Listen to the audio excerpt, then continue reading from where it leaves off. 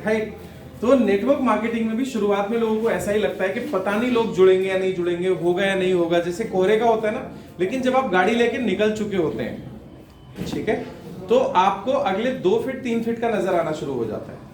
आपकी शुरुआत थोड़ी स्लो होती है, लेकिन जैसे जैसे आप आगे बढ़ते चले जाते हैं, आपको रास्ता धीरे धीरे नजर आना शुरू होता है। और जैसे जैसे सूरज निकलता है ना, नेटवर्क मार्केटिंग में ज्ञान का, नॉलेज का, तो क्लैरिटी और ज्यादा आनी शुरू हो जाती है। इस बिजनेस के अंदर में पिछले लगभग 18 साल का अनुभव मुझे आज तक हो चुका है। 99% लोग जो इस बिजनेस को छोड़ते हैं वो क्लैरिटी ना होने की वजह से छोड़ते हैं। क्लैरिटी किस चीज की? क्लैरिटी 2 चीजों की। एक, उन्हें इस बिजनेस से क्या चाहिए, नंबर 1। नंबर 2, उन्हें ये इस बिजनेस से मिल भी सकता है या नहीं। जैसे मान लीजिए आप में से बहुत सारे लोग इस बिजनेस को ज्वाइन करते हैं। इनिशियली मुझे नहीं पता आप लोगों का वाई पार्ट क्लियर हुआ है या नहीं। आपको इस बिजनेस से शॉर्ट टर्म में, मिड टर्म में और लॉन्ग टर्म में क्या चाहिए? आपने बिजनेस क्यों ज्वाइन किया है? अगर आपने बिजनेस सिर्फ दोस्ती यारी में किया है तो ये बिजनेस आपको बहुत मुश्किलात देने वाला है। अगर आपने बिजनेस सिर्फ ये सोच के ज्वाइन कर लिया है कि चलो करके देखते हैं, बाद में जो होगा देखा जाएगा, तो भी इस बिजनेस में आपको बहुत बड़ी सफलता हासिल नहीं होगी। लेकिन अगर आपने बिजनेस कमिटमेंट के साथ ज्वाइन किया है कि हो ना हो, या तो मुझे अपनी या अपने आने वाली जनरेशंस की लाइफ को सिक्योर करना है, और इस बात की अगर आपको क्लैरिटी आ जाती है, ये 2 चीज का कॉम्बिनेशन जिस दिन मिल जाता है ना, उस दिन यू आर अनस्टॉपेबल। आपको फिर कोई रोकने वाला नहीं है इस बिजनेस के अंदर। आप कभी भी देखना दोस्तों, हमारे इस बिजनेस में अक्सर आप लोगों ने देखा होगा कि लोगों को 4 लोग मना कर देते हैं तो वो नेगेटिव हो जाते हैं, है ना। फोन उठाना बंद कर देते, वो परेशान होकर बिजनेस छोड़ देते हैं, या किन्हीं 10-15 लोगों ने रीपरचेज का ऑर्डर नहीं डाला तो लीडर बिजनेस छोड़ देता है। ये सब कब होता है? जब क्लैरिटी नहीं होती है।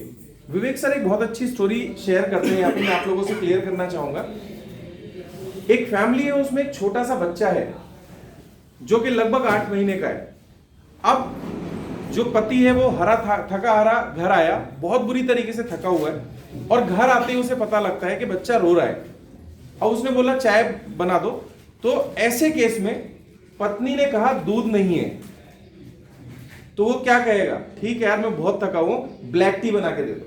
ऐसा ही होता है। यानी हम जब थके हुए होते हैं तो हमें अगर दूध भी नहीं है तो कोई फर्क नहीं पड़ता, छोड़ो चाय रहने दो, कल देखेंगे। अब रात को वही बच्चा ज्यादा रोना शुरू कर देता है। रात के 2 बजे उसका तांडव शुरू हो जाता है। रात को 2 बजे 8 महीने का बच्चा, समझा लो उसे, क्या समझाओगे? दूध नहीं है। तो पत्नी क्या बोलेगी? अब तो कहीं ना कहीं से दूध लाना पड़ेगा। अब उसने घर में देखा, उसने बोला जो सूखा दूध है उसी का घोल के पिला दो, बोले वो भी खत्म हो गया। अब वो आदमी नीचे उतरा, पास की दुकान पे गया, वहां भी दूध खत्म।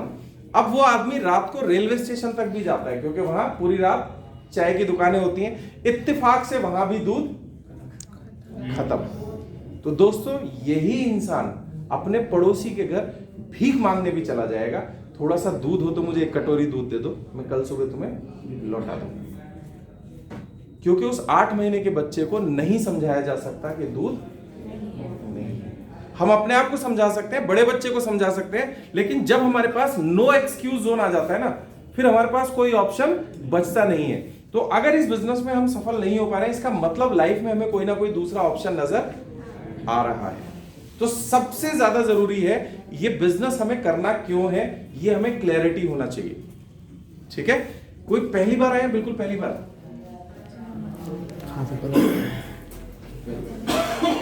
सर को ही ले लेते हैं, ठीक है।